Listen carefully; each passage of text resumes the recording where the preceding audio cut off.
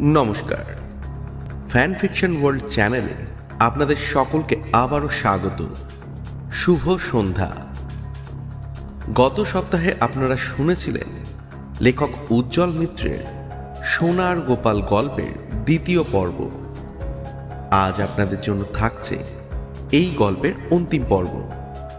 তবে এখনও যদি প্রথম এবং দ্বিতীয় পর্ব শুনে না থাকেন তবে অবশ্যই দুটো পর্ব শুনে নেবেন। শোনার সুবিধার্থে ডেসক্রিপশন বক্সে লিংক দেওয়া রইল। সোনার গোপাল চোরের সম্পর্কে আমরা বেশ অনেকটাই গত পর্বে জানতে পেরেছি। তবে এখনো আমরা জানি না যে এই গোপাল চোরই শিখার খুন করেছে কিনা। কিন্তু আজ এই অন্তিম পর্বে আমরা সবটাই জানতে পারবো। আমরা জানতে পারবো যে সোনার গোপাল কে চুরি করেছে, আর শিখার খুনটাই বা কে করেছে। আজ আর তাহলে সময় নষ্ট না করে শুরু করছি আমাদের আজকের নিবেদন। শুরু হচ্ছে উজ্জ্বল মিত্রের সোনার গোপাল গল্পের অন্তিম পর্ব।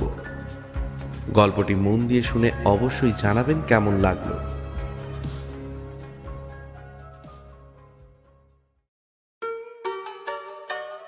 ঘেঁষতে ঘেঁষতে ততক্ষণে আমি পৌঁছে গেছি সেই ময়লার স্তূপের কাছে।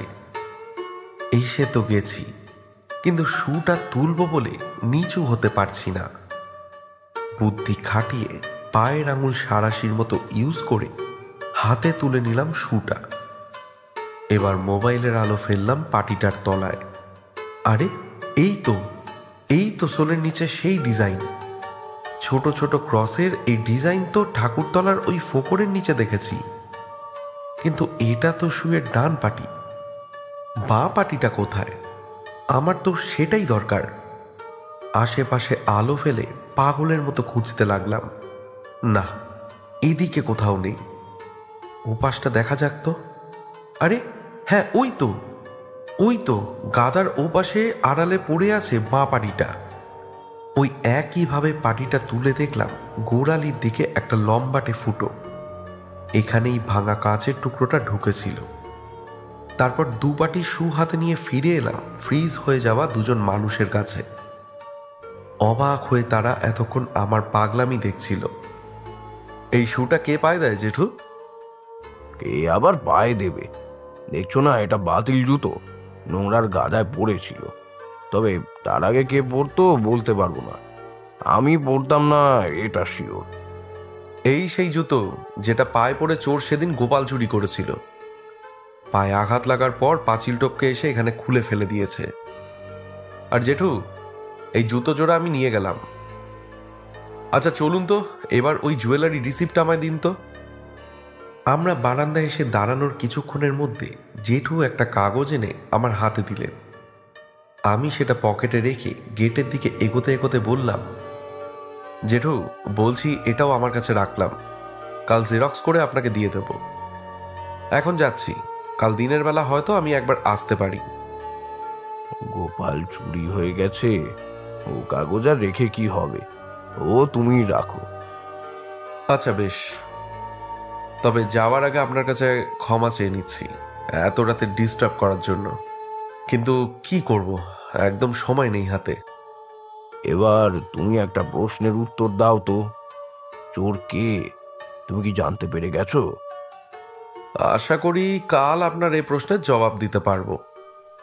তারপর বাড়ি ফিরে এলাম। এমনিতেই রাত প্রায় 1টা বাজে। ফিরে দেখি পিঙ্কি আমার আসার জন্যই অপেক্ষা করছে। বিছানায় শুয়ে ও বাড়ির সব ঘটনা ধীরে ধীরে পিঙ্কিকে বললাম।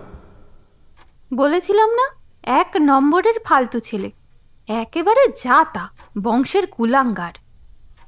তবে তোমার জেঠু কিন্তু কোনো খারাপ ব্যবহার করেননি। আরে সেজ জেঠু তো খুব ভালো, বদমাশ হচ্ছে মা আর ছেলেটা। তোমার সেজ জেঠুর একটা মেয়ে আছে তাই না? তুমি বলেছিলে মনে হয়। হ্যাঁ, ওর নাম ঝিল, আমার চেয়ে 4 বছরের বড়। কিন্তু কপালে সুখ নেই জানো, বিয়ের 6 মাসের মধ্যেই ডিভোর্স হয়ে গেল। ঝিলদি মাত্র 3 মাস শ্বশুর বাড়িতে ছিল। ওর একটা 6 বছরের মেয়েও আছে। মায়ের মতোই বেশ ফুটফুটে দেখতে হয়েছে। কিন্তু ডিভোর্সটা হলো কেন? তা ঠিক বলতে পারবো না। ঝিলদি ছোটবেলা থেকেই খুব ডাকাবুকো, বিচ্ছু ধরনের। স্পোর্টসে সব সময় ফার্স্ট হতো, গাছে উঠে পেয়ারা পারত, একা একাই এদিক ওদিক চলে যেত। এসব মেয়েরা একটু অন্যরকম হয়, কোনো কারণে হয়তো স্বামীর সঙ্গে অ্যাডজাস্ট হয়নি। বুঝেছি, খারাপ লাগলো শুনে। ছাড়ো ওসব কথা। গদা তোমার সঙ্গে না থাকলে তো গনসা তোমার গায়ে হাত দিয়ে দিত। কত বড় সাহস! চোরটা কোথাকার। গোপালটা ওই চুরি করেছে। আরে মুখে বললে তো হবে না, প্রমাণ চাই। প্রমাণ তো পেয়েছো, ওই জুতোটা। ও যদি অস্বীকার করে বলে যে জুতোটা ওর নয়, তাছাড়া ধরো জুতো ওরই প্রমাণ হলো, এবার ও যদি বলে জুতো চুরি হয়ে গেছে, না না, গনসা অত কাঁচা খিলাড়ি নয়।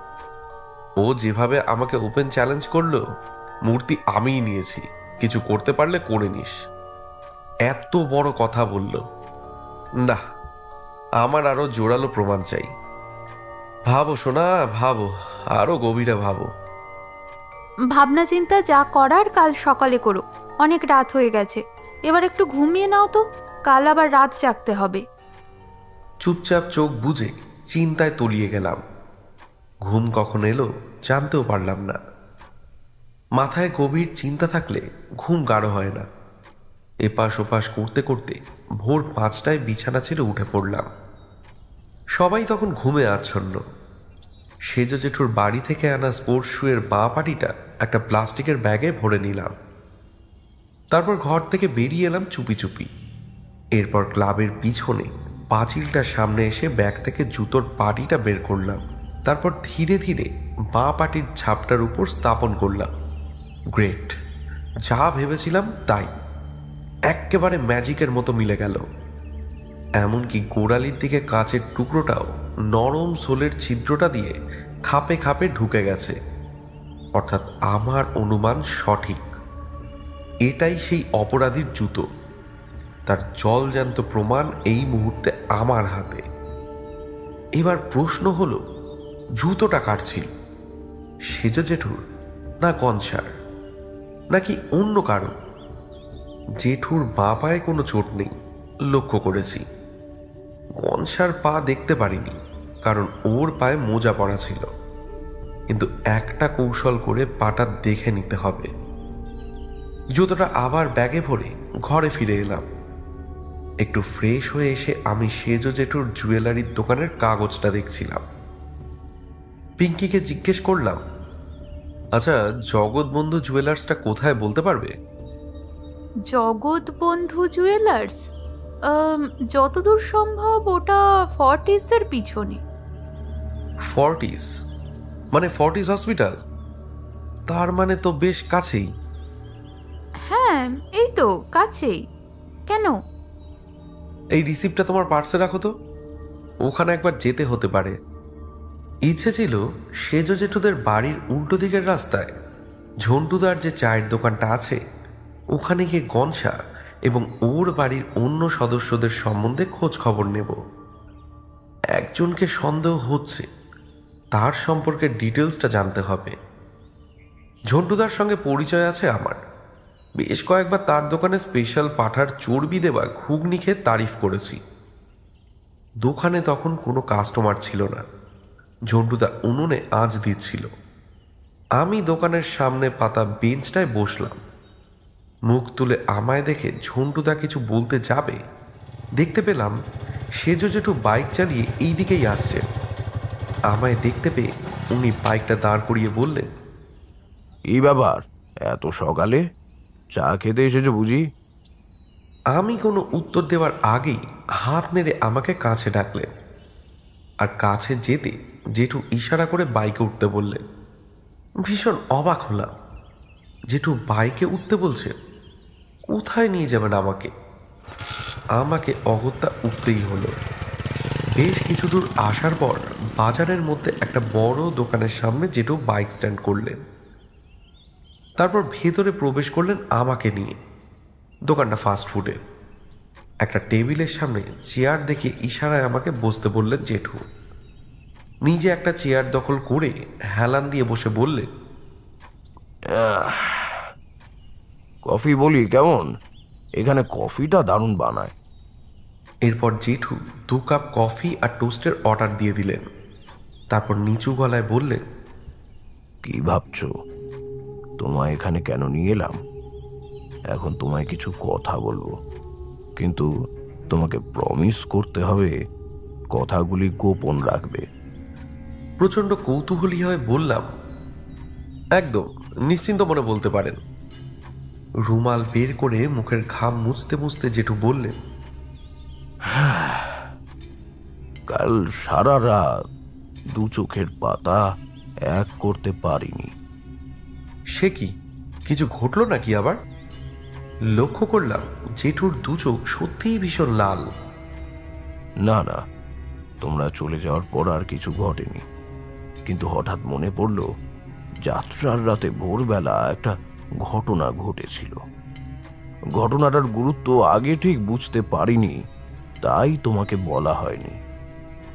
সেটা নিয়ে চিন্তা করতে করতে আর আমি ঘুমোতে পারলাম না। কিন্তু আজ সকালে যা ঘটে গেল। জেঠু মাথা নিচু করে ফেললেন, আর থাকতে না পেরে জানতে চাইলাম, একটু খুলে বলবেন জেঠু? বলবো বলেই তো এখানে এলাম, এখানে নিরিবিলিতে বলতে পারবো। কফি আর টোস্ট এসে গেল।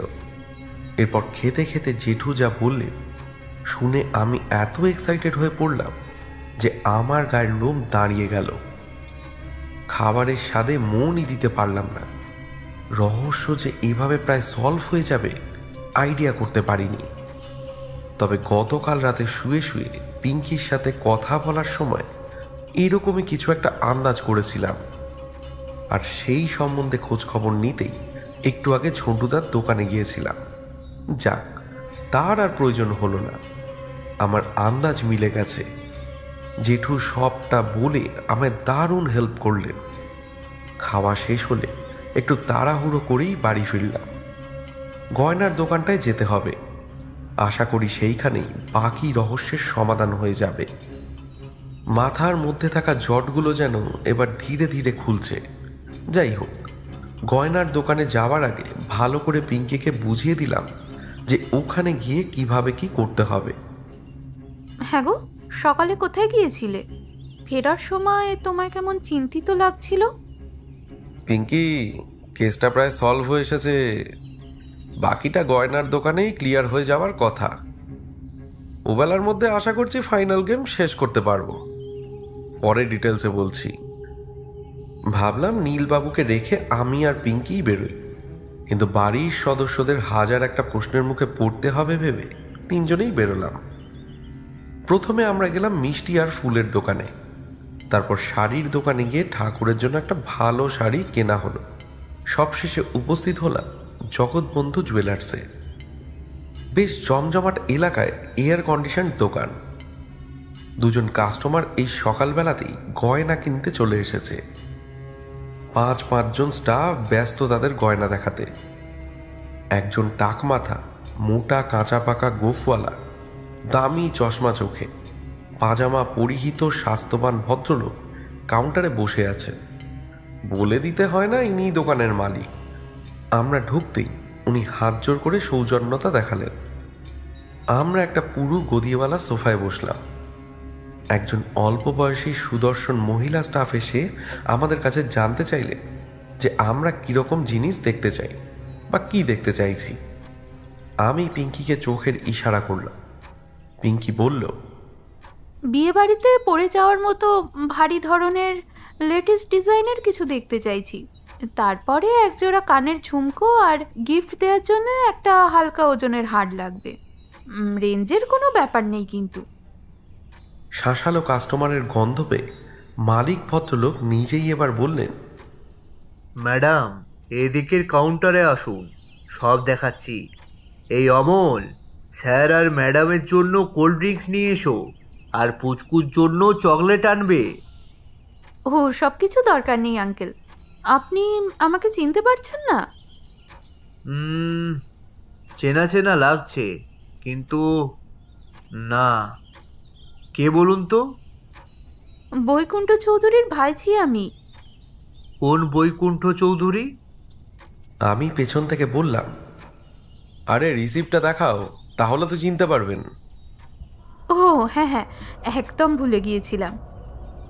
ভুলে যাওয়ার ভাব দেখিয়ে পার্স থেকে রিসিপ্টটা বের করে ভাঁজ খুলে লোকটার হাতে দিয়ে পিঙ্কি বলল, আপনি যদি চিনতে না পারেন তাই এটা নিয়ে এসেছি। কাগজটা সময় নিয়ে ভালো করে দেখলেন ভদ্রলোক, তারপর বললেন, এ তো 10 বছর আগেকার বিল। তা হবে। এবার চিনতে পেরেছেন তো? হ্যাঁ পেরেছি, বৈকুণ্ঠ চৌধুরী। আপনি তার ভাইজি নাকি? হ্যাঁ আঙ্কেল, আসলে শীতলা পূজায় বাপের বাড়ি এসেছি। সামনের মাসে আমার এক বোনের বিয়ে, তো সবাই বলল আপনার দোকান থেকে গয়না নিতে। ও, তা দেখুন কোনগুলো পছন্দ হয়। আমাদের এখানে আপনি লেটেস্ট ডিজাইনের অরিজিনাল 22 ক্যারেটের গোল্ড পাবেন, হলমার্ক করা। আপনার কাকারা বরাবরই আমাদের দোকান থেকে গয়না কেনেন। কাকা নয়, বৈকুণ্ঠ চৌধুরী আমার জেঠু হন। আমার বাবা সবার ছোট। জেঠুদের মেয়েরাও বলছিল আগামীকাল কি পরশু আপনার দোকানে আসবে বিয়ের গয়নার অর্ডার দিতে। এই কথায় ভদ্রলোক বেশ খুশি হলেন বোঝা গেল।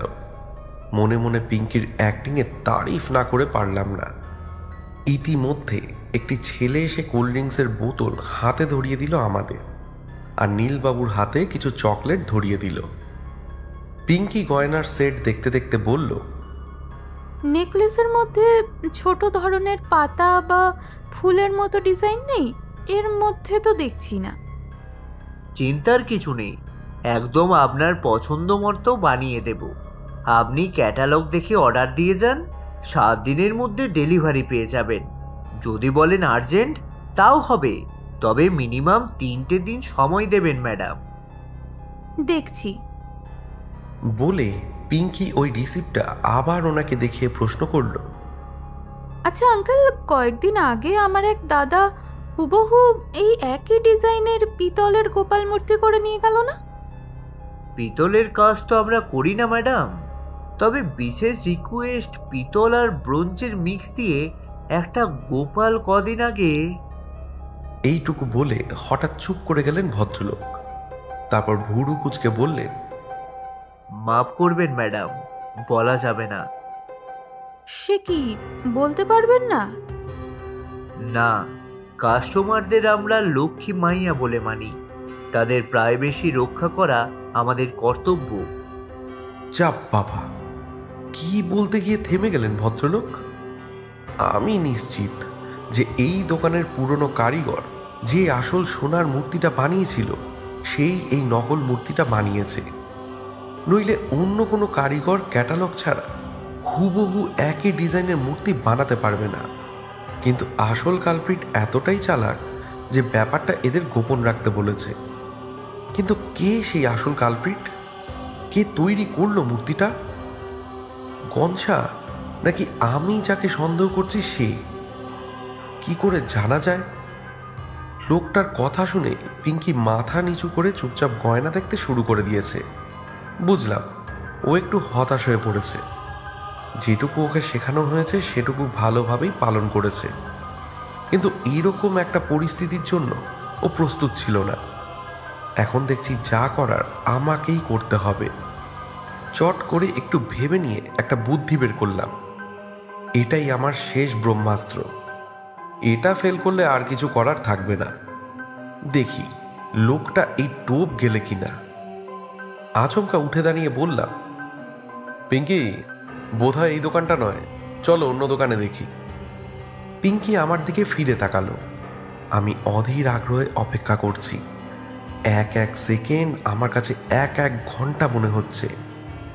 অবশেষে ভদ্রলোক বললেন, না না স্যার, আপনারা ঠিক দোকানেই এসেছেন। টোপ গিলেছে। আমি দ্বিগুণ উৎসাহে বলতে থাকি, আসলে আমরা ঠিক করেছি গোপালটা যে দোকান থেকে বানানো হয়েছে সেখানেই গয়না বানাবো। তাই জেঠুই রিসিপ্টটা দিয়ে আমাদের এখানে পাঠিয়েছেন। কিন্তু আপনি তো কিছুই বলতে পারছেন না। সব ক্লিয়ার করে না বললে তো আমরা গয়না বানাবো না। If you don't mind sir, আমি কিন্তু ঠিকই বলেছি। কাস্টমারের প্রাইভেসিকে আমরা প্রচণ্ড গুরুত্ব দিই। কাইন্ডলি যদি আপনি বা ম্যাডাম একটু ভেতরে আসেন তাহলে ব্যাপারটা বুঝিয়ে বলতে পারি। পিঙ্কি ভেতরে যাবে বলে এগোচ্ছিল। আমি বাধা দিয়ে বলি, তুমি গয়না পছন্দ করো, আমি ব্যাপারটা দেখছি। জুতো খুলে রেখে ভেতরে ঢুকলাম। ভদ্রলোক একটা ছোট দরজা ঠেলে আমায় ভেতরের রুমে নিয়ে গেলেন। এখানে বেশ কিছু কারিগর বসে গয়না তৈরি করছে। ভদ্রলোকের মুখে সব শুনে যখন বেরিয়ে এলাম, আমার মুখে তখন যুদ্ধ জয়ের হাসি। আমার অনুমান সম্পূর্ণ মিলে গিয়েছে। দুইয়ে দুইয়ে 4 করে আমি সব সাজিয়ে ফেললাম মনে মনে। এখানে আসার উদ্দেশ্য পুরোপুরি সফল। এটুকুনি বলাই যায়, জগৎবন্ধু নিঃসন্দেহে যথেষ্ট বন্ধুত্ব দেখিয়েছেন। এখন আর এখানে থাকার কোনো মানে নেই। এবার এইখান থেকে বেরিয়ে যাওয়া স্ট্র্যাটেজি নাম্বার 3 প্রয়োগ করতে হবে। পিঙ্কি মন দিয়ে ডিজাইনের ক্যাটালগ দেখছিল। হঠাৎ আমি মোবাইলটা বের করে কানে দিয়ে সবাইকে শুনিয়ে শুনিয়ে কিছুক্ষণ কাল্পনিক কথাবার্তা চালালাম। তারপর ফোনটা রেখে বললাম, পিঙ্কি তাড়াতাড়ি চলো, এক্ষুনি যেতে হবে। কোথায়? আরে ব্যাংক থেকে ফোন করলো, চেকে তোমার নাকি সই মিলছে না। পিঙ্কি প্ল্যান বুঝে গেল। প্রচন্ড বিরক্ত হয়ে বলল, সে কি অদ্ভুত কথা তো! এই ব্যাংকের লোকগুলো না একটু বেশি বেশি কাজ দেখায়। একে তো সময় নেই, কত কাজ বাকি, গয়নার অর্ডার দিয়ে আবার শাড়ি কিনতে যেতে হবে। ওসব বাদ দাও, আগে ব্যাংকের ঝামেলাটা মেটাই, ফিরে এসে গয়নার অ্যাডভান্স করব। আচ্ছা, দুপুরে কটা পর্যন্ত খোলা আপনাদের দোকান? দুপুরে দোকান বন্ধ হয় না, কাজ মিটিয়ে যখন খুশি আসুন। তবে আমি থাকবো না, আমার ম্যানেজার থাকবে। আমি সব বলে যাচ্ছি, কিচ্ছু অসুবিধে হবে না। কিছু মনে করবেন না আঙ্কেল, বড় অ্যামাউন্টের একটা চেক আটকে গেছে। আজ আবার শনিবার, ব্যাংকে হাফ ডে। হ্যাঁ হ্যাঁ, আগে কাজ মিটিয়ে আসুন। ভীষণ তাড়াহুড়ো দেখিয়ে আমরা দোকান থেকে বেরিয়ে এলাম। ভদ্রলোক বোধহয় কল্পনাও করতে পারলেন না আমরা আর ফিরে আসবো না। বাইকে স্টার্ট দিয়ে আমি আর হাসি চেপে রাখতে পারলাম না। পিঙ্কি মুখটা সামনের দিকে এগিয়ে এনে বলল, কি হলো গো তোমার? আরে লোকটার কথা যত ভাবছি তত হাসি পাচ্ছে। কত আশা করেছিল বলতো, বড় একটা অর্ডার পাবে। কিন্তু বেচারা 1 পয়সা অ্যাডভান্স তো হলোই না, উল্টে কোল্ড ড্রিঙ্কস আর চকলেটের পয়সা গচ্চা গেল। তবে যাই বলো, দুর্দান্ত অ্যাক্টিং করেছো তুমি, ফাটাফাটি। অত হেসো না, ভেতরে গিয়ে বুড়োটা কি বললো সেটা বলো। বলবো বলবো, সব বলবো, একটু ধৈর্য ধরো। এতক্ষণে নিশ্চয়ই মাসিরা চলে এসেছে, বাড়িতে গেলে আর কিচ্ছু শোনা হবে না। এটাও ঠিক বলেছ। কি করা যায় বলো তো? এক কাজ করো, শ্যামেদের বাড়ি চলো, ওদের ছাদে নিশ্চিন্তে বসা যাবে। ঠিকই বলেছ, তবে তাই হোক। চুপি চুপি শ্যামদের ঘরের সামনে বাইক দাঁড় করিয়ে ওকে ডাকলাম। শ্যাম ঘরেই ছিল। বেরিয়ে এসে আমাদের দেখে খুব অবাক হলো। কিছু বলতে গেলে পিঙ্কি ঠোঁটে আঙুল দিয়ে চুপ করতে ইশারা করে ফিসফিস করে বলল, তোদের ছাদে কিছুক্ষণ বসবো, কাউকে বলবি না যে আমরা ফিরে এসেছি। শ্যামদের ছাদ থেকে ঠাকুরতলা দেখা যায়। আমরা কদম গাছের ছায়ায় চেয়ার নিয়ে বসলাম। ছাদের অন্য দিকটায় এখন ঠাঁঠা রোদ, তার ওপারেই সেজো জেঠুর বাড়ির ছাদ। হাতের প্যাকেট দেখে বুঝতে পারছি ঠাকুরের মালা মিষ্টি কিনতে বেরিয়েছিলি, কিন্তু সাজগোজ দেখে তো মনে হচ্ছে আরও কোথাও গিয়েছিলি। ব্যাপারটা কি? বস, জানতে পারবি। রিল্যাক্স করে বসে সিগারেটে একটা টান দিয়ে আমি সাসপেন্সের সুরে শুরু করলাম। গভীর রহস্য। কে করলো গোপাল চুরি, আর শিখাকেই বা কে মারল? বেশ, বলছি, সবটাই বলছি। তদন্তের স্বার্থে সকালে বেরিয়েছিলাম তোমাদের রাস্তার সামনে ঝন্টুদার দোকানে। সেজো জেঠুর ফ্যামিলি মেম্বারদের সম্বন্ধে ডিটেলস জানার প্রয়োজন ছিল।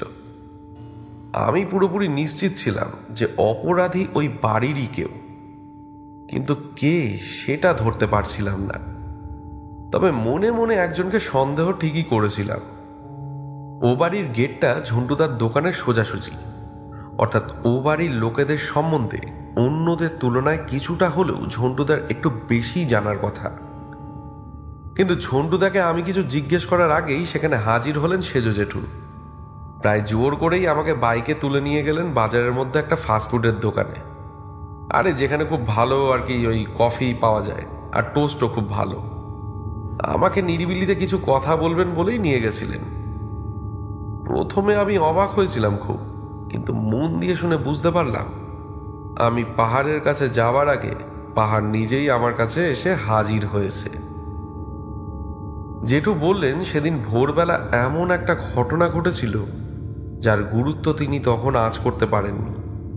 জেঠু যখন যাত্রা দেখে বাড়ি ফিরে ফ্রেশ হয়ে শোয়ার উপক্রম করেছিলেন, সেই সময় বাথরুমের দিকে ধূপ করে একটা আওয়াজ পেলেন। বাড়ির আর কেউ যাত্রা দেখতে যায়নি, সবাই ঘুমোচ্ছে। জেঠু চট করে বাথরুমের দিকে গিয়ে দেখলেন ওনার মেয়ে মানে ঝিল কলে পা ধুচ্ছে। কিসের আওয়াজ হলো জিজ্ঞেস করতে ঝিল নাকি উত্তর দিল ও বাথরুমে গিয়েছিল, কিন্তু কোনো আওয়াজ শুনতে পায়নি। আশ্চর্য হয়েছিলেন জেঠু, উনি কি এতটাই ভুল শুনলেন? তারপর উনি ঘরে ফিরে আসতে গিয়েও একবার পিছন ঘুরে দেখলেন ঝিল সামান্য খুঁড়িয়ে খুঁড়িয়ে ঘরে ঢুকে গেল। ওর হাতে একটা ব্যাগের মতো কিছু ছিল। সে কি তাহলে ঝিলদি? ও মাই গড! পিঙ্কি, যাত্রা অভিনেতা বিনু বলে সেই ছেলেটা জেরার মুখে কি বলেছিল মনে আছে? ক্লাবের ছাদে বিড়ি টানতে গিয়ে ও দেখেছিল পাঞ্জাবি পরা একটা লোক ঘোরাতে ঘোরাতে পালাচ্ছিল, যার মাথায় ছিল পনিটেল আর হাতে ব্যাগ। পয়েন্টটা এবার মিলিয়ে নাও। ঝিলের চুড়িদারকে বিনু অন্ধকারে দেখেছিল পাঞ্জাবি, আর মাথায় গার্ডার বাঁধা লম্বা চুলকে ভেবেছিল পনিটেল। বলো কি জামাইবাবু, এইটা তো অবিশ্বাস্য। আস্তে আস্তে, এসব কথা যেন 5 কান না হয়। জেঠুর কাছে আমি প্রমিস করেছি। দুজনেই নির্বাক ঘাড় নাড়ল। এত বড় টুইস্ট হজম হতে সময় তো একটু লাগবেই। তারপর শোনো, সেজো জেঠু তো গোপাল চুরির কথা জানতেন না। গত রাতে আমার মুখে শুনলেন। স্পোর্টস শু উদ্ধার হওয়ার পর উনি চিন্তায় পড়ে গেলেন। ঝিলের উপর সব সন্দেহ গিয়ে পড়ল। সারা রাত নাকি চিন্তায় ঘুমোতে পারেনি। সকাল হতেই ঝিলকে চেপে ধরলেন, কিন্তু ঝিল কোনো কিছুই স্বীকার করল না। এবার জেঠু ওকে আমার জুতো উদ্ধারের কথা বললেন। এও বললেন আমি তদন্ত করে বের করে ফেলেছি যে মূর্তি চোর পাঁচিল ডিঙিয়ে তাদের বাড়িতেই ঢুকেছে। এসব শুনে তোমাদের ঝিলদি জেঠুকে একটা কাগজ দিয়ে বলেছে আমায় দিতে। আমি নাকি সেটা দেখলেই সব বুঝে যাব। জেঠু সেই কাগজটা আমার হাতে দিয়ে রিকোয়েস্ট করলেন, আমার একমাত্র নাতনি রিমঝিম, 7 বছর বয়স। ওকে আমি খুব ভালোবাসি বাবা। ঝিলের কিছু হয়ে গেলে ওকে আমি বাঁচাতে পারবো না। গণেশটা পাগল, বুদ্ধি শুদ্ধি কম। ওর হয়ে আমি ক্ষমা চাইছি তোমার কাছে। যেভাবে হোক আমার নাতনিটাকে তুমি রক্ষা করো বাবা। বলে দুহাতে আমার হাত চেপে ধরে কেঁদে ফেললেন জেঠু। জেঠুর অবস্থা দেখে আমার প্রচণ্ড খারাপ লাগলো ঠিকই। সান্ত্বনা দিয়ে আমি তার কাছে জানতে চাইলাম, আচ্ছা জেঠু, ঝিল কি কোনো কাজ টাজ করে? জেঠু বললেন, নিউ টাউনে একটা ইংলিশ মিডিয়াম স্কুলে পড়ায়। জিজ্ঞেস করলাম, ইদানিং তার আচার ব্যবহারে কোনো পরিবর্তন লক্ষণ করেছেন? উনি বললেন, কিছুদিন আগে থেকে কেমন যেন রুক্ষ বদমেজাজি হয়ে উঠেছিল মেয়েটা। সামান্য কারণেই বাচ্চাটার উপর রেগে গিয়ে বকাবকি করে। কার কাছ থেকে নাকি অনেকগুলো টাকা ধারও করেছে। কি করতে ওর এত টাকা লাগে বুঝি না। স্কুল থেকে ভালো মাইনে পায়, বাড়িতে ওর কোনো খরচ নেই। ওর মেয়ের পড়াশোনার খরচ তো আমি চালাই। এ সম্বন্ধে কিছু জিজ্ঞেস করলেও বলতে চায় না। বাচ্চাটার ভবিষ্যৎ যে কি হবে কে জানে। অবশেষে আমি জেঠুকে আশ্বাস দিয়ে বললাম, জেঠু, যদি ঝিল তেমন কোনো গুরুতর অপরাধ না করে থাকে তাহলে ওর কোনো ক্ষতি হবে না। জেঠু তোমায় যে কাগজটা দিয়েছে সেটা কোথায়? কি আছে কাগজটায় জামাইবাবু? দেখেছো তুমি? হ্যাঁ দেখেছি, কাগজটায় বাংলা হাতে লেখা একটা ছড়া আছে। ছড়া? ঝিলদি তোমায় ছড়া দিয়েছে? পড়ে দেখেছো? আরে একবারই পড়ার সময় পেয়েছি, কিন্তু কিছুই বুঝতে পারিনি। মানিব্যাগ থেকে কাগজটা বের করে ওদের হাতে দিলাম। ওরা ভাঁজ খুলে একে একে ছড়াটা পড়ল, তারপর মাথা নাড়তে নাড়তে আমার হাতে আবার ফেরত দিল। অর্থাৎ ওরাও কিছু বোঝেনি। কি হতে পারে এটা বলো তো? কি জানি, ঠান্ডা মাথায় একবার এটা নিয়ে বুঝতে হবে জানো। কাগজটায় নীল ডট পেনের কালিতে সুন্দর হ্যান্ডরাইটিংয়ে লেখা, চোখের সামনে তোমার ঠাকুরের ঘর, দোতলায় উঠে গেছে সিঁড়ি পর পর, গুনে গুনে 16 ধাপ উঠে যদি যাও, খোলা ধারে নাম ধরে 4 পাক খাও, প্রজাপতি মেলেছে তার রঙিন পাখা, অনেক ভাবনা আর যত্ন করে রাখা, ব্ল্যাক বুট পরে সেথা যমজ দুভাই, মহানন্দে ওড়ায় দেখো ঘুড়ি লাটাই, পড়বে চরণ তোমার এবার যেখানে, দিলে খায় লেগে পড়ো ধাঁধার সন্ধানে, ছড়ার ছন্দ দেখে যেন ভুলো না, অনেক সময় চেনা সব হয় অচেনা, খুন করা হয়েছে চেলাকাঠ দিয়ে, লাল নীল আবিরে সব গেছে ছেয়ে, অনেক গভীরে এবাড়ির ভিত, পরবর্ণ মিললেই হবে তব জিত,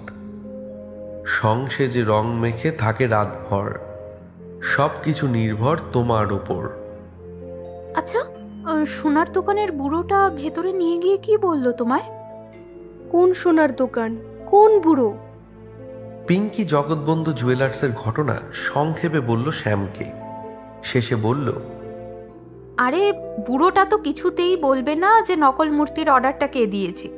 তখন তোর জামাইবাবু একটা চাল খাটালো, বুড়ো সেই চালে ফেঁসে গিয়ে ওকে আলাদা করে ভেতরে নিয়ে গিয়ে কিছু বলেছে, সেটাই আমি শুনিনি। এই বলো না এবার। আরে তেমন কিছু না গো, বুড়ো আমায় ভেতরে নিয়ে গেলে দেখলাম সারিবদ্ধভাবে কয়েকজন পুরুষ কারিগর বসে গয়না প্রস্তুত করছে। কিন্তু এরপরেই একটা টুইস্ট। অন্য কেউ যাতে শুনতে না পায় এমন স্বরে লোকটা আমায় বলল, প্লিজ স্যার, আমাকে ভুল বুঝবেন না, ম্যাডামের কোনো দাদা মূর্তি বানাতে আসেননি, বিশ্বাস করুন। আমি জানতে চাইলাম কে এসেছিল তাহলে? আপনি নিজেই তো তখন বললেন পিতল আর ব্রোঞ্জের মিক্স দিয়ে কে একজন সেই মূর্তি বানাতে দিয়ে গেছে।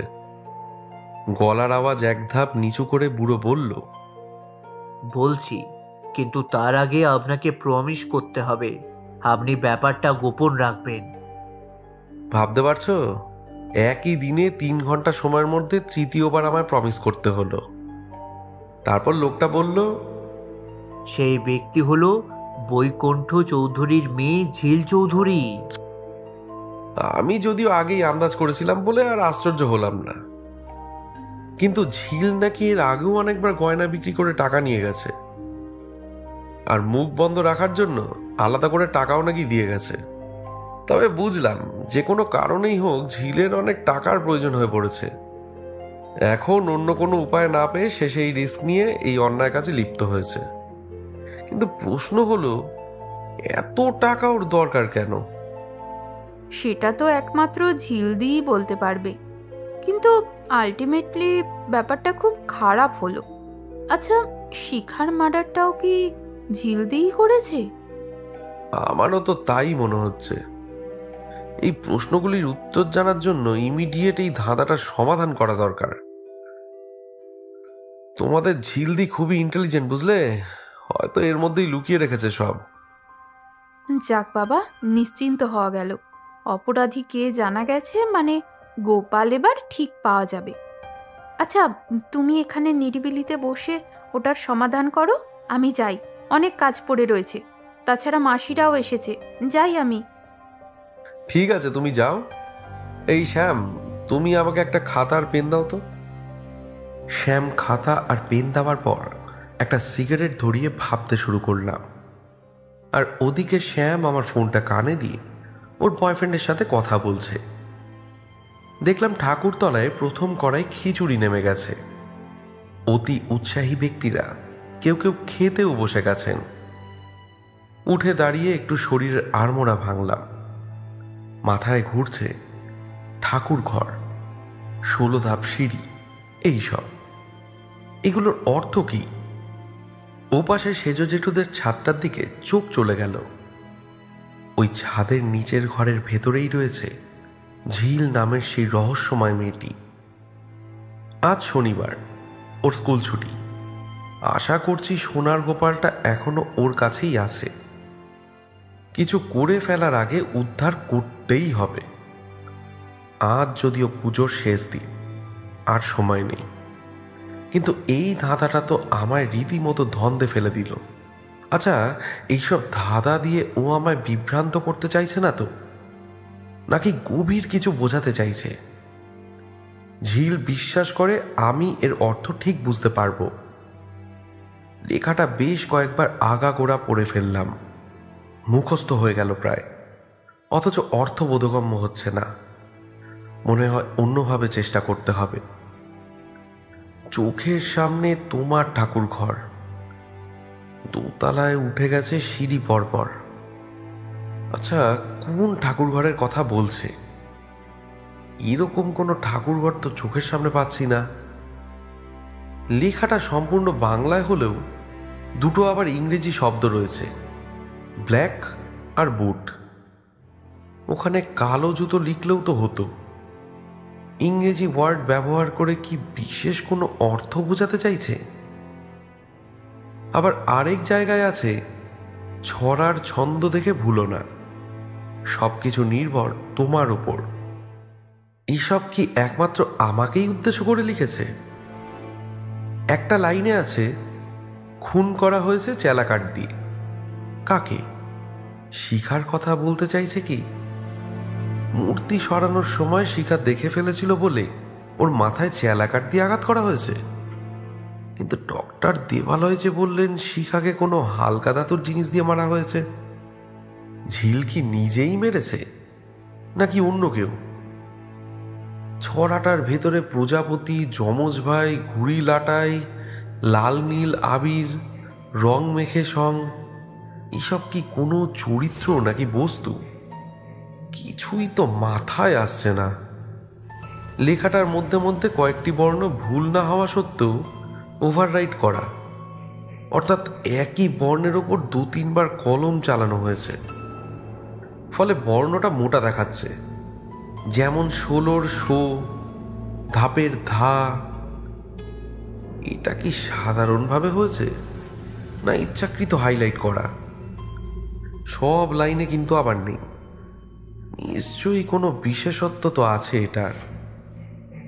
একটা লাইনে আবার আছে, দ্বিলেখায় লেগে পড়ো ধাঁধার সন্ধানে। এই দ্বিলেখাটা আবার কি? এরকম কোনো শব্দের সঙ্গে তো আমার আগে পরিচয় ঘটেনি। দ্বি অর্থাৎ 2, তাহলে দ্বিলেখা মানে কি দুবার লেখা, অর্থাৎ ওভাররাইটিং? বিশেষ এই বর্ণগুলিতে ধাঁধার সমাধান আছে নাকি? আচ্ছা, ওভাররাইট করা বর্ণগুলো শ্যামের দেয়া এই খাতার পাতায় আলাদা করে লিখে দেখি তো, যদি কোনো অর্থ বেরোয়। তা না হলে পুরো লেখাটার তো কোনো মানেই খুঁজে পাচ্ছি না। এরপর ওভাররাইট বর্ণগুলো আমি লিখে ফেললাম। ওভাররাইট করা বর্ণগুলো লিখে এরকম দাঁড়ালো, শো ধা জ খো না র অ ভা চ বি ও টি জ বে ন জে অ চে খু ঠ লা আ অ ভি উম র রা ভ। সোজা দিক থেকে পড়লাম, উল্টো দিক থেকেও পড়লাম, কিন্তু কোনো অর্থ দাঁড়ালো না।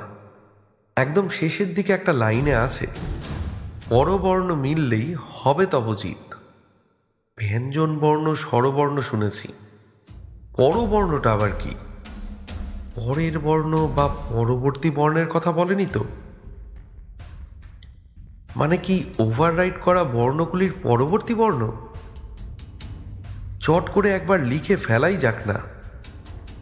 পেট কাটা মধ্যনাস্বয়ের পরের বর্ণ হচ্ছে দন্তস্ব, অর্থাৎ পেটকাটা মধ্যনস্বয় ওকার হলো দন্তস্বয় ওকার, মানে শো। ধয়ের পরে যেন কি দেখেছ, উত্তেজনার চোটে বর্ণমালাই ভুলে গেছি। ত, থ, দ, ধ, ন, হ্যাঁ দন্ত ন। তাহলে ধয়াকার ধা হলো নয়াকার না, অর্থাৎ দুটো মিলে হলো সোনা। বাহ, এই তো একটা অর্থ তো বেরিয়েছে। মনের ভেতরটা নেচে উঠল। এক্সাইটমেন্ট চেপে পরেরটা লিখতে শুরু করলাম। উন্তস্ত জয়ের পরের বর্ণ বর্ষিণ্য র, পুরোটা হলো সোনার। আরে এই তো হচ্ছে, ধরে ফেলেছি মনে হয়। পরেরগুলো সাজিয়ে পেলাম। ক্ষয়কারে খো মানে গয়কারে গো, দন্তন্বয় আকারে না মানে হলো পয়াকারে পা, পুরোটা মিলে গোপা। এরপর বর্ষিণ্য র হলো গিয়ে ল মানে গোপাল। আগেরটা নিয়ে হলো সোনার গোপাল। এর জন্যই তাহলে বলেছে পরবর্ণ মিললেই হবে তবজিৎ। ধীরে ধীরে পরবর্তী বর্ণগুলো সাজিয়ে ফেললাম। তারপর পড়ে দেখলাম সো না র, গো পা ল, আ মা র, CPU, র ভে ত রে, আছে, গু ড বা ই, আ মি, চ ল লা ম। তার মানে সোনার গোপাল আমার সিপিইউর ভেতরে আছে। গুড বাই, আমি চললাম। ও তাহলে সোনার গোপালটা ঝিলের সিপিইউর মধ্যে, অর্থাৎ ওর কম্পিউটারের সিপিইউর ভেতরে রাখা আছে। ওহ, মেয়েটা তো দুর্দান্ত ইন্টেলিজেন্ট। এরকম একটা ধাঁধা এত শর্ট টাইমের মধ্যে ছড়া করে সাজানো মুখের কথা নয়। কিন্তু শেষের দিকে গুড বাই, আমি চললাম, এর মানে কি? তাহলে কি? তড়াক করে উঠে দাঁড়ালাম। শ্যামকে হাতে খাতা আর পেনটা ধরিয়ে দিয়ে বললাম, এই শ্যাম, আমি আসছি, এটা পড়ে দেখে নিও। সময় নেই, এক্ষুনি একবার সেজ জেঠুর বাড়ি যেতে হবে আমাকে। সিঁড়ি দিয়ে নেমে রাস্তায় চলে এলাম। সেখান থেকেই দেখতে পেলাম সেজ জেঠু বাইকের পেছনে জেঠিমাকে বসিয়ে নিয়ে গেট দিয়ে বেরিয়ে উল্টো দিকে চলে যাচ্ছেন। আমি পিছু ডাকলাম, 1 মিনিট জেঠু, জেঠু। না, আমার ডাক দুজনার কেউই শুনতে পেলেন না, চলে গেলেন। আমি ওদের গেটের সামনে হতভম্ব হয়ে কয়েক মুহূর্ত দাঁড়িয়ে রইলাম। তারপর মনস্থির করে আধ খোলা গেট দিয়ে ঢুকে পড়লাম। দিনের বেলায় বাড়ির ভেতরটা অন্যরকম ফিল হচ্ছে। তার উপর একা। গনসা কোথায়? আমায় একা পেয়ে ঝামেলা করবে না তো? করুক, ঝিলের ভীষণ বিপদ, ওকে আগে উদ্ধার করতে হবে। শুনছেন? ঘরে কেউ আছেন? কোনো সাড়া না পেয়ে সিঁড়ি টপকে বারান্দায় উঠে পড়লাম। বসার এবং তার পাশের দুটো ঘরের দরজা বাইরে থেকে বন্ধ, কারুর সারা শব্দ নেই। ঝিলের ঘর কোনটা? বারান্দা পেরিয়ে আরো ভিতর দিকে ঢুকে একটা ঘরের সামনে এলাম। এটার দরজা ভিতর থেকে বন্ধ। কেউ আছেন? শুনছেন? কেউ আছেন বলে দরজায় নক করলাম। উত্তরে ভেতর থেকে অদ্ভুত একটা আওয়াজ এলো, যেন কেউ ছটফট করছে। দরজায় এক লাথি কষালাম। আমার লাথি খেয়ে কাঠের দরজা মরমর করে উঠল, আর একটা লাথি মারতে ছিটকিনি ভেঙে দরজা হাঁ হয়ে গেল। এরকম পরিস্থিতির সম্মুখীন জীবনে কখনো হয়নি। যেন থ্রিলার সিনেমার কোনো দৃশ্য দেখছি। আমার চোখের সামনে সিলিং ফ্যান থেকে শাড়ি ঝুলিয়ে গলায় ফাঁস দিয়ে হাত পা ছুঁড়ে ছটফট করছে ঝিল। খাটের উপর একটা ফাইবারের চেয়ার কাত হয়ে পড়ে আছে। এক মুহূর্ত আর দেরি না করে লাফ দিয়ে খাটে উঠে পড়লাম। তারপর ঝিলের ঝুলন্ত পা দুটো ধরে ঠেলে উপরে তুলে ধরলাম। লক্ষ্য করলাম ওর বাঁ পায়ের গোড়ালিতে সাদা ব্যান্ডেজ বাঁধা। ছটফটানি একটু কমলে হাত বাড়িয়ে শাড়ির গিট আলগা করে ওকে নামালাম। চেয়ারটা নিচে নামিয়ে ধীরে ধীরে ওকে বিছানায় শুইয়ে দিলাম। চোখ বুজে আছে ঝিল, মুখটা যন্ত্রণা ক্লিষ্ট, শ্বাস চলছে দ্রুত। থ্যাংক গড, খারাপ কিছু হওয়ার আগে ঠিক সময় ওকে নামাতে পেরেছি। আমি বিছানাতেই বসলাম। শরীর তখনও কাঁপছিল, প্রচণ্ড হাঁফাচ্ছিলাম। ঠিক তখনই লক্ষ্য করলাম বিছানার অপর প্রান্তে হাত পা ছড়িয়ে অকাতরে ঘুমিয়ে আছে একটি দেব শিশু, ঝিলের মেয়ে। কেন জানি না মনে পড়ে গেল পুরোহিত মশাইয়ের কথা, যেই গোপাল চুরি করে থাকুক তার কখনো ভালো হবে না, ভগবানই তাকে শাস্তি দেবে। হে ভগবান, মেয়েটার শাস্তি মুকুব করে দাও, অন্তত শিশুটার জন্য ওকে বাঁচিয়ে রাখো। গনসা বাড়ি নেই, জেঠু জেঠিমাও বেরিয়ে যেতে বাড়ি পুরো ফাঁকা। মেয়ে ঘুমানোর সুযোগ নিয়ে ঝিল এই মারাত্মক কাণ্ডটা ঘটাতে যাচ্ছিল। একটু বাদে ধীরে ধীরে চোখ খুলল ঝিল। আমায় দেখে ঝিল খুব মৃদু স্বরে উচ্চারণ করল, জল, জল। এদিক ওদিক তাকিয়ে জল খুঁজলাম। জানলার পাশে একটা টেবিলে কম্পিউটার সেট, তার পাশে একটা বোতল দেখলাম। এরপর ঝিলকে এক হাতে ধরে সোজা করে বসিয়ে মুখের সামনে বোতলটা ধরলাম। ও খুব ধীরে ধীরে কিছুটা জল খেলো, তারপর মুখ নিচু করে করুণ কণ্ঠে বলল, আমায় বাঁচালে কেন? আমি অপলক দৃষ্টিতে ঝিলের দিকে তাকিয়েছিলাম। অসম্ভব সুন্দরী এই মেয়েটি যে অমন অপরাধ করতে পারে বিশ্বাসই হচ্ছিল না। ঝিলের দুধ সাদা শরীরে কালো রঙের কুর্তির কন্ট্রাস্ট, সুন্দর ডিজাইন করে বাঁধা সেমি ব্রাউন কালারের চুল, ব্ল্যাক আইশ্যাডো করার ওর নামের মতোই গভীর চোখ, সুতীক্ষ্ণ উন্নত নাসা, পিঙ্ক গ্লসি ওষ্ঠদয়, সবকিছুই এত নিখুঁত সুন্দর। ঝিলের দু চোখে ঝিল সদৃশ জল টলটল করছে। এক ফোঁটা গড়িয়ে গাল বেয়ে নেমে এলো। মোছার চেষ্টা না করে ঝিল বলল, আমি ভীষণ অন্যায় করেছি, যার কোনো ক্ষমা নেই। কিন্তু বিশ্বাস করো, আমি এমনটা চাইনি। কি হয়েছে বলো তো? আমার বুদ্ধি নাশ হয়েছিল, তাই এত বড় অন্যায়টা আমি করতে পেরেছি। আমি পাপী, আমায় শাস্তি দাও। একটু শান্ত হও প্লিজ, আমি সত্যিটা জানতে চাই। কি বলবো, সবই তো তুমি জেনে গেছো। না, পুরোটা এখন আমার কাছে ক্লিয়ার নয়। কেন করলে তুমি এমন? কি হবে শুনে? আমার লাইফটা পুরো ফেল হয়ে গেছে। বুঝলাম, আমাকে পার্সোনাল কথা বলতে ওর সংকোচ বোধ হচ্ছে। আমিও আর চাপ দিলাম না। তবে ঝিল ওর ঘুমন্ত মেয়ের দিকে এক পলক তাকিয়ে নিয়ে একটা দীর্ঘশ্বাস ফেলে বলল, রিমঝিমকে নিয়ে আমি সুখেই ছিলাম জানো। ডিভোর্সের পর আমার মাথার ওপর ছড়ি ঘোরানোর মতো কেউ ছিল না। আমি বরাবরই একটু বেশি রকম স্বাধীন চেতা, অন্য মেয়েদের তুলনায় আলাদা।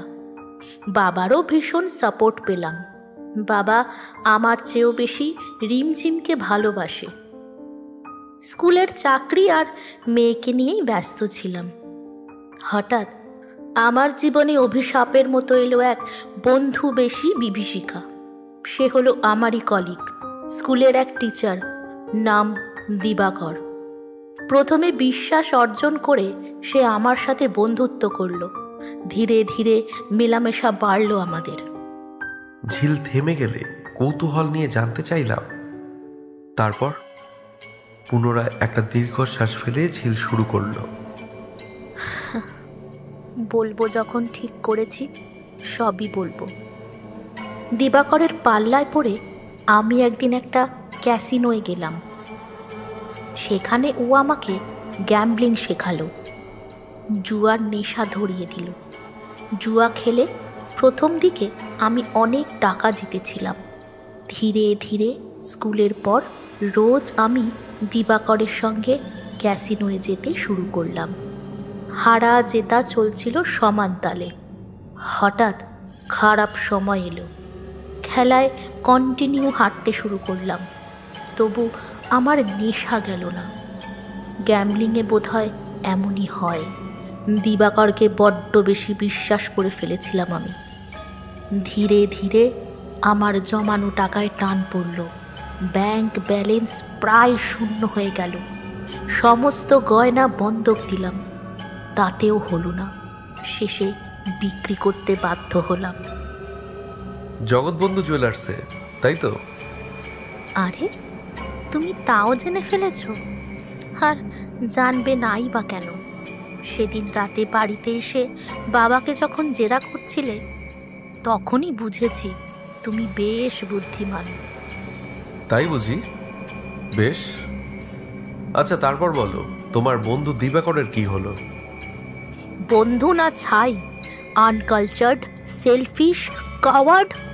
চারিদিকে যেই অনেক ধার দেনা হয়ে গেল, তখন হঠাৎ বিশ্বাসঘাতকটা আমার থেকে মুখ ঘুরিয়ে নিল। মানুষের চরিত্রের কি অদ্ভুত পরিবর্তন, যেন আমাকে চেনেই না। জানোয়ারটার নাম এখন মুখে আনতেও ঘেন্না করে। তারপর একজনের কাছ থেকে চড়া ইন্টারেস্টে অনেকগুলো টাকা ধার করেছিলাম।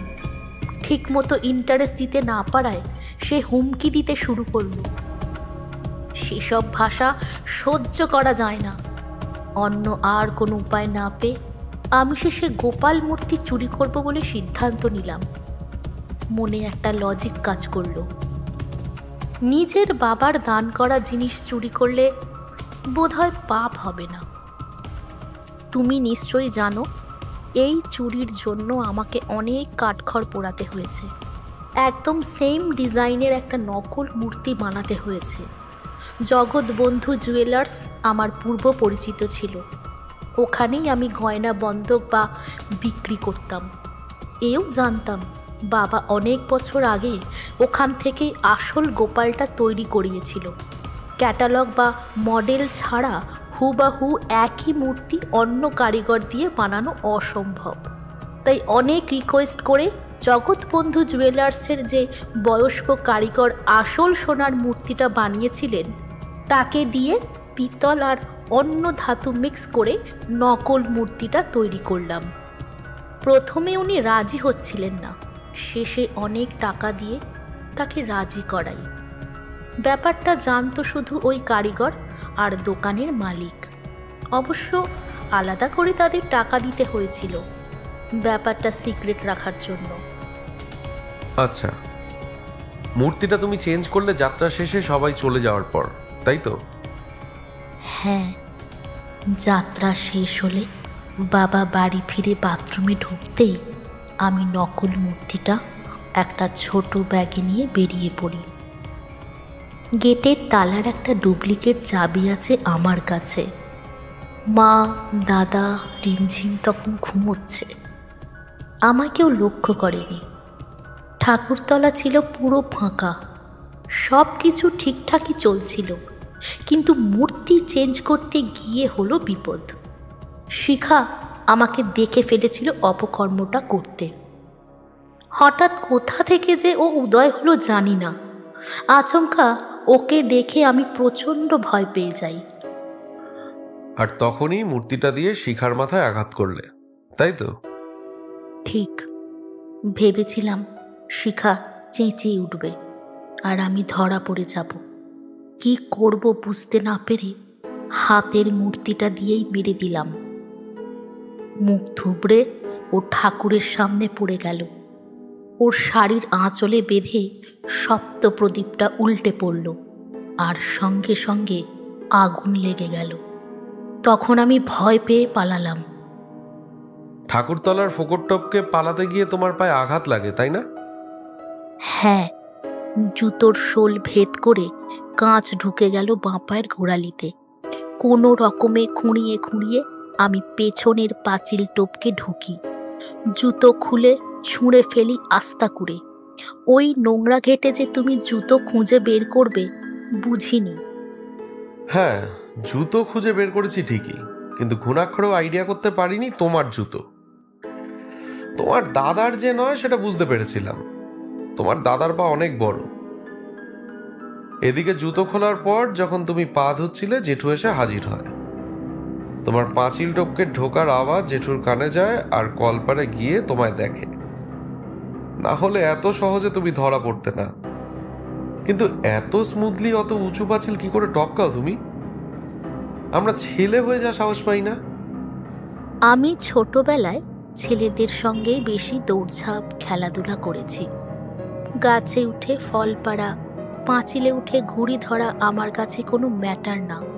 স্পোর্টস, সাঁতারে আমায় ছেলেরাও হারাতে পারতো না। মনে মনে ভাবলাম, সত্যিই তো, গাছে বা পাঁচিলে ওঠা এসব কাজ আমরা ছেলেদের বলেই সাধারণত মনে করি। কোনো মেয়ে এসব করতে পারে এটা চট করে মাথায় আসে না। তবে সেদিন আমি সোজা রাস্তা ধরেই বাড়ি ফিরতাম। শিখা দেখে ফেললো বলেই ওসব লাফালাফি করতে হলো। কিন্তু সম্রাট, বিশ্বাস করো, আমি শিখাকে মেরে ফেলতে চাইনি। এই বলে ঝিল হঠাৎ আমায় জড়িয়ে ধরে বুকে মুখ গুজে হাও হাও করে কাঁদতে লাগলো। আমি এই পরিস্থিতির জন্য মোটেই প্রস্তুত ছিলাম না। কি করি, কি করা উচিত আমার এখন? বুঝতে পারছি তীব্র অনুশোচনায় জ্বলছে ঝিল। ওকে এভাবে ভেঙে পড়তে দেখে বুঝলাম ও ইচ্ছে করে খুনটা করেনি। ব্রহ্মতালু প্রচণ্ড সেন্সিটিভ স্থান, সেখানে লেগে শিখা টপ করে ওভাবে মরে যাবে সেটা বুঝতে পারিনি ঝিল। ওর মাথায় হাত রেখে সান্ত্বনা দেবার ভঙ্গিতে বললাম, কুল ডাউন ঝিল, কুল ডাউন, মনটাকে আগে শক্ত করো। আমার মরে যাওয়া উচিত। কেন বাঁচালে আমাকে তুমি? ঝিলের রেশমের চুলে হাত বুলিয়ে বলতে থাকি, ছি, ওরকম বলতে নেই ঝিল। তাহলে তোমার রিমঝিমের কি হতো সেটা ভেবেছো? এমন কিছু হতো না। বাবা আছে, বাবা ওকে আমার থেকেও বেশি ভালোবাসে। জানি, কিন্তু জেঠুরও তো বয়স হয়েছে। তাছাড়া মায়ের সাথে কারুর তুলনা হয়? তাহলে আমি কি করব বলো? এভাবে সবার ঘৃণা অপমানের পাত্রী হয়ে বেঁচে থাকা যায়? সবাই যখন জানবে আমি চোর, আমি খুনি, সবাই কি ছেড়ে দেবে? তুমি কি ছেড়ে দেবে আমায়? নিশ্চিত রূপে জেল হবে। আর জেলে যাওয়ার থেকে আমার কাছে মরে যাওয়াটাই বেটার। আর মনে করো জেলে যদি না যেতে হয়? মানে কেউ যদি জানতেই না পারে কিছু? কি করে? ভালো করে শোনো, মূর্তিটা যে তুমি সরিয়েছো সেটা আমি ছাড়া আর কেউ জানে না। একমাত্র তোমার বাবা হয়তো কিছুটা আন্দাজ করেছেন। হ্যাঁ, বাবা আমাকে খোঁড়াতে দেখে আর হাতে ব্যাগ দেখে বুঝতে পেরে গেছে। তাই সকালে আমায় জেরা করছিল। আমি অবশ্য স্বীকার করিনি। বাবা ভয় দেখায়, তুমি নাকি সব জেনে ফেলেছ। যখন তখন পুলিশ আসবে আমায় ধরতে। তখন আমি ধাঁধাটা তৈরি করে বাবার হাতে দিয়ে বলি, আমার স্বীকারোক্তি সম্রাটকে দিও, ও বুঝতে পারবে। হ্যাঁ, জেঠু বলেছে আমায়। তবে আমি নিশ্চিত জেঠু আর কাউকে বলবে না এসব। আর আমিও যদি না বলি কেউ কিছু জানতেই পারবে না। পুলিশ যদি ঝামেলা করে শিখার ব্যাপারটা নিয়ে? তোমার মনে হয় পুলিশ এত কিছু তদন্ত করে বের করবে? তাদের আর কাজ নেই? আর মূর্তিটা কোথায় পেলে সবাই জানতে চাইলে তুমি কি বলবে? সে তুমি আমার উপর ছেড়ে দাও না, বানিয়ে কিছু একটা বলে দেবো ঠিকই। তবে এবার প্রমিস করো আর কখনো সুইসাইড করার কথা মাথায় আনবে না। ঠিক আছে, প্রমিস করলাম। That's like a good girl. আমি দেখছি তোমার দেনাটা কি করে শোধ করা যায়। কত টাকা দেনা আছে তোমার? অনেক টাকা। তুমি কি করে শোধ করবে? আরে আমি শোধ করব না, শোধ করবে তোমার বাবা। বাবা চাইলে এক্ষুনি শোধ করে দিতে পারে, কিন্তু আমি বাবার কাছে টাকা চাইতে পারবো না। এমনিতেই বাবা অনেক করে আমাদের জন্য। তোমার চাইতে হবে না, আমি কথা বলবো। কত টাকা দেনা আছে তোমার? তা ধরো 15 লাখ। বাপরে, এত টাকা! ঠিক আছে, দেখছি। তুমি কিন্তু আর জুয়া খেলবে না। তাছাড়া প্রমিস করেছো কিন্তু মনে থাকে যেন। এবার আমায় একটা স্ক্রু ড্রাইভার দাও। Screw driver? কেন? কেন আবার? সিপিইউটা খুলবো না? ও হ্যাঁ, ওই কম্পিউটার টেবিলের ড্রয়ারে আছে স্ক্রুড্রাইভার। আমি উঠে গিয়ে টেবিলের ড্রয়ার খুলে স্ক্রুড্রাইভার বের করে সিপিইউর পেছনটা খুলতে শুরু করলাম। কেবিনেটটা খুলে দেখি ভেতরে তারের সঙ্গে সেলোটেপ দিয়ে আটকানো রয়েছে খবরের কাগজে মোড়া সকলের বহুকাঙ্ক্ষিত আসল সোনার গোপাল। উফ, দুর্দান্ত বুদ্ধি। কারোর মাথাতেই আসবে না যে এই নিরীহ সিপিইউর মধ্যে নাকি এত দামি একটা জিনিস থাকতে পারে। সেলোটেপ খুলে গোপাল মুক্ত করলাম। তারপর কাগজের মোড়ক খুলতেই মুগ্ধ হয়ে গেলাম। কি সুন্দর নিখুঁত কারুকার্য। আবার কেবিনেটটা আটকে দিয়ে বিছানার কাছে ফিরে এসে বললাম, তাহলে এবার আমি আসি। ঠিক আছে, আবার এসো কিন্তু। মহানন্দে গোপালটা হাতে নিয়ে প্রায় নৃত্য করতে করতে বাড়ি ঢুকছিলাম। দরজার মুখে শ্বশুর মশাইয়ের সঙ্গে দেখা। আমায় দেখেই বলে উঠলেন, আরে কোথায় ছিলে এতক্ষণ? কত বেলা হয়ে গেছে, সবাই অপেক্ষা করছে তোমার জন্য। কেন? আমি ওনার কথা জবাব না দিয়ে হাসি মুখে দুটো হাত এগিয়ে দিয়ে বললাম, এই নিন আপনাদের গোপাল। হ্যাঁ, গোপাল পেয়ে গেছো? কোথায় পেলে? পেয়েছি চোরের কাছেই, কিন্তু চোর পালিয়েছে, ধরতে পারলাম না, সরি। উনি আমার হাত থেকে গোপালটা নিয়ে কাগজের মোড়কটা খুললেন। গোপাল ঝিকমিকিয়ে উঠল। বহুদিন বাদে হাসি ফুটল শ্বশুর মশাইয়ের মুখে। চোর দরকার নেই আমার, গোপাল পেয়েছি, এই যথেষ্ট। থ্যাংক ইউ বাবা, প্রচন্ড টেনশনে ছিলাম। এবার আমি একটু নিশ্চিন্তে ঘুমোতে পারবো। এবার কিন্তু ইন্স্যুরেন্সটা করিয়ে নেবেন। তার বলতে আজই দীপঙ্করকে ডেকে করিয়ে নিচ্ছি। আর যতক্ষণ গোপাল বাইরে থাকবে ততক্ষণ সিকিউরিটিও পাহারায় থাকবে। বলে গোপালকে কপালে ঠেকিয়ে তিনি উচ্চারণ করলেন, জয় গোপাল, জয় গোবিন্দের জয়। এরপর শ্যামদের বাড়ি গেলাম মোবাইলটা আনতে। সেখানে পিঙ্কিকেও ডাকলাম। যেহেতু শ্যাম ব্যাপারটা জানতো, তাই ওদের দুজনের কাছেই পুরো ব্যাপারটা খুলে বললাম। সব শুনে পিঙ্কি বলল, বাবাকে তুমি কেন বললে যে চোর ধরতে পারোনি? বললাম কারণ তোমাদের ফ্যামিলি প্রেস্টিজের কথা ভেবে। কি যে বলো না, ওদের আবার প্রেস্টিজ আছে নাকি? ওরকম করে বলো না, রিমঝিমের কথাটাও একটু ভাবো। সেটা ঠিক আছে, কিন্তু সবাই তো তোমায় লুজার ভাবলেও তোমার ক্ষমতা নেই চোর ধরার। তাছাড়া খুনিরও তো একটা শাস্তি পাওয়ার দরকার ছিল নাকি? হ্যাঁ, এই কথাটা কিন্তু পুচকি দিয়ে একদম ঠিকই বলেছে জামাইবাবু। দেখো, কে কি ভাবলো আমি জানি না। আমি শুধু এটা জানি, কোনো ভালো কিছু হওয়ার জন্য অনেক কিছু ত্যাগ করতে হয়। সন্ধ্যের একটু আগে বৈকুণ্ঠ জেঠু আমার সাথে একান্তে দেখা করলেন। মন দিয়ে আমার সব কথা শুনলেন। আমি সুযোগ বুঝে ঝিলের ঋণ শোধের রিকোয়েস্টটা পেশ করলাম। প্রথমে একটু দোনমনো করলেও শেষমেশ একমাত্র আদরের নাতনি রিমঝিমের কথা ভেবে রাজি হয়ে গেলেন। আর আমাকে একটা বেশ দামি কোম্পানির রিস্টওয়াচ উপহার দিলেন। আমার আপত্তি কিছুতেই শুনলেন না। ওদিকে আবার সন্ধ্যের পর ঢোল তাশা ব্যঞ্জো বাজিয়ে মহা সমারোহে নাচতে নাচতে পাড়ার সকলে মিলে ঠাকুর নিয়ে আসা হলো। আমিও স্বতঃস্ফূর্তভাবে সেই সমারোহে যোগ দিলাম।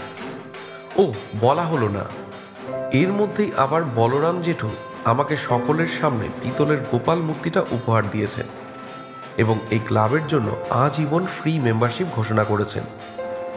পরের দিন বেলা 11টার দিকে আবার আরেকটা সারপ্রাইজ। শ্বশুরমশাই নতুন একটা মোটর বাইক কিনে এনেছেন। গাড়ির চাবিটা আমার দিকে বাড়িয়ে দিয়ে বললেন, এই নাও তোমার পুরস্কার। এটা আবার কিসের পুরস্কার? প্রতিশ্রুতি দিয়েছিলাম গোপাল উদ্ধার করতে পারলে যা চাইবে তাই দেব, কিন্তু আমি জানি কখনো তুমি কিছু চাইবে না, তাই আমি আর জিজ্ঞাসা করিনি। নাও, একটু চালিয়ে দেখে এসো। তারপর নীলবাবুকে বসিয়ে পাড়াটা এক চক্কর মেরে এলাম। ও খুশি হয়ে আমার দু গালে দুটো দারুণ কিসি দিল। ওকে কোলে নিয়ে ঘরে ঢুকতেই পিঙ্কি বলল, এই যে মিস্টার ডিটেকটিভ, তোমারই তো বাজার, কটা গিফট পেলে গুনেছো? আচ্ছা, সবচেয়ে সেরা কোন গিফটটা বলো তো? সবচেয়ে সেরা? দাঁড়াও ভেবে নিই। ক্লাবের সদস্য হওয়াটা খুব সম্মানের ব্যাপার, বাইকটাও বেশ কাজে আসবে, ঘড়িটাও বেশ দামি, পিতলের গোপালটা তো দারুণ। আমি বলবো এই বাইকটা, তাই না? না, সবচেয়ে সেরা গিফট হলো বাবু এইমাত্র আমায় যে কিসি দুটো দিল, সেই দুটো। ঠিক বলেছ, এটাই তো আমাদের আসল সোনার গোপাল।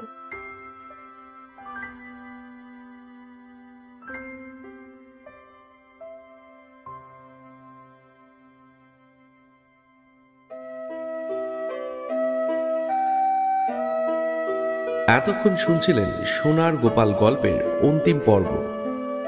কেমন লাগলো সেটা কমেন্টের মাধ্যমে অবশ্যই জানাবেন। আজকের গল্পের সূত্রধর এবং কথকের চরিত্রে অভিষেক। গল্পে বিভিন্ন চরিত্র ছিলেন প্রাহী, দেবস্মিতা, সৃজিত, তমা, ময়ূরী এবং অভিক। প্রচ্ছদ নির্মাণে অভিষেক, আবহ নির্মাণে আদিত্য, শব্দগ্রহণ এবং নির্দেশনায় অভিষেক, আর সমগ্র পরিচালনায় মা প্রোডাকশন। খুব শীঘ্রই আবারও নতুন গল্প নিয়ে আমরা ফিরব। আমাদের চ্যানেলের গল্পগুলো ভালো লাগলে আমাদের চ্যানেলটি সাবস্ক্রাইব করতে ভুলবেন না। অসংখ্য ধন্যবাদ। শুভরাত্রি। ভালো থাকবেন।